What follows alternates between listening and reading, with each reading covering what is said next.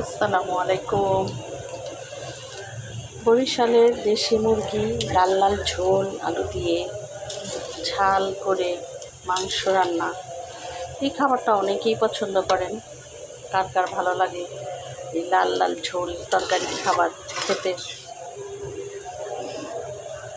সবারই অনেক প্রিয় একটা খাবার লাল ঝোল।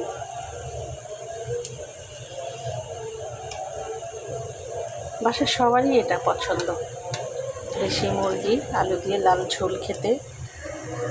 আজকে জুম্মাবার, সবাইকে জুম্মা মোবারক।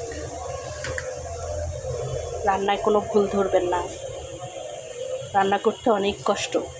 পুরো শরীর ঘামে ভিজে গেছে, লাল হয়ে গেছে চেহারা। রান্না অনেক কষ্টের একটা কাজ, রান্নায় ভুল ধরবেন না কেউ। আসসালামু আলাইকুম, আল্লাহ হাফেজ।